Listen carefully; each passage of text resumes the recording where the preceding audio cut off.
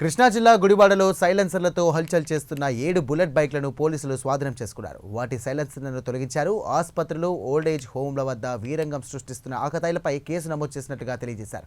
ఇకపై ప్రతి వారం బుల్లెట్ బైక్లతో ఇబ్బంది కలిగించే వారిపై ప్రత్యేక చర్యలు తీసుకుంటామని పోలీసులు ఈ సందర్భంగా హెచ్చరించారు.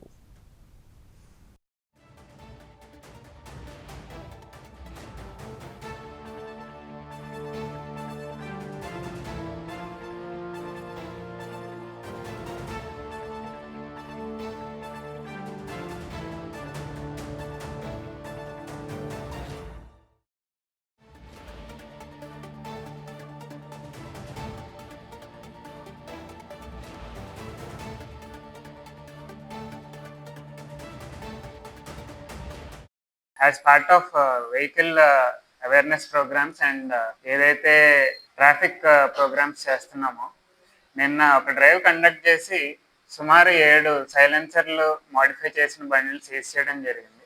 వాటికి నిర్ణీతమైన ఫైన్స్ కూడా ఇంపోజ్ చేయడం జరిగింది.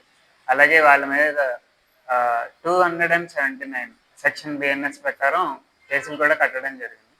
వీటన్నిటిలో మేము తీసుకురావాలి అనుకున్న చేంజ్ ఏంటంటే, ప్రజల్లో ఇబ్బంది పడుతున్నారు ఎవరైతే సైలెన్సర్లు మాడిఫై చేసి నడుపుతున్నారో, హాస్పిటల్స్ దగ్గర కానీ, ఓల్డేజ్ హోమ్స్ దగ్గర కానీ, వాళ్ళకి హార్ట్ ప్రాబ్లమ్స్ ఉన్న వాళ్ళు లేదా అదర్ మెంటల్ ప్రాబ్లమ్స్ ఉన్న వాళ్ళు అందరూ ఇబ్బంది పడుతున్నారు.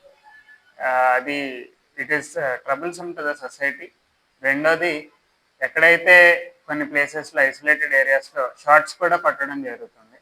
దానివల్ల కూడా భయభ్రాంతికి గురవుతున్నారు. వీటన్నిటి మీద స్ట్రిక్ట్ యాక్షన్ తీసుకుంటాము.